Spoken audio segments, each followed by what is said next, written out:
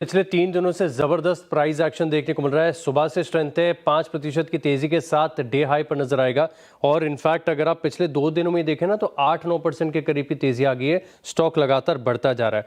अब खास बात है कि जो इसकी 50 डीएमए थी 1224 रुपए के पास, इसके पार निकला है और बड़े लंबे समय के बाद 50 डीएमए का ब्रेकआउट यहाँ पर देखने को मिला।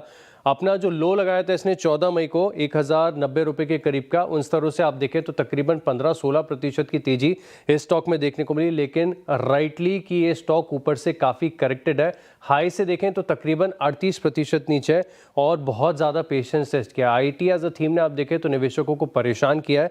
पिछले 6 महीने में देखें तकरीबन 20%, एक साल में भी देखें तो 20% की गिरावट है। और अगर कोई 5 साल से भी इन्फोसिस होल्ड कर रहा है ना तो उसका भी पैसा नहीं बना।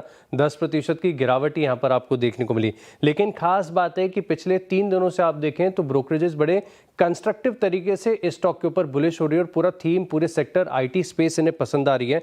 कल आपको याद होगा कि हमने बड़े विस्तार से आपको बर्नस्टीन की तरफ से रिपोर्ट बताई थी, जहां पर उन्होंने आईटी पर अपना ओवरवेट का नजरिया बरकरार रखा, इसमें कोई चेंज नहीं किया और आईटी पर बुलिश रहना ये अपने आप में बड़ा सिग्निफिकेंट हो जाता है। इसके अलावा सीएलएसए की तरफ से एक रिपोर्ट बताई थी जिसमें कहा गया था कि Q4 के नतीजे, ईपीएस की ग्रोथ आउटलुक बहुत बढ़िया देखने को मिल रहा है। और साथ में आप देखें तो उन्होंने सभी आईटी कंपनीज ने अपने बिजनेस मॉडल प्राइसिंग को लेकर बड़ा विस्तार किया है। सास प्रोवाइडर्स की तरफ से अच्छा बिजनेस मिलेगा, डील विंस यहाँ पर बढ़िया देखने को मिल सकती हैं। तो सीएलएसए भी पॉजिटिव।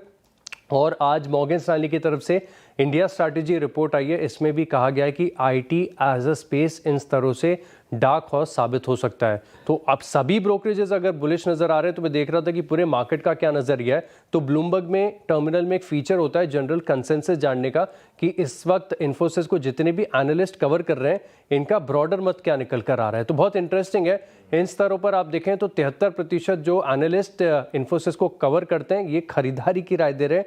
होल्ड की रेटिंग दी है 24 ने और इन स्तरों से बिकवाली की राय केवल 3% की। और सभी जो एनालिस्ट का मत आप कंसेंसस को पोल के हिसाब से देखें तो एवरेज जो टारगेट निकल कर आ रहा है वो 1467 रुपए का है। यानी इस भाव से भी देखें तो अगले 1 साल में तकरीबन 18% तक के रिटर्न्स इन्फोसिस दे सकता है। ऑलराइट, बहुत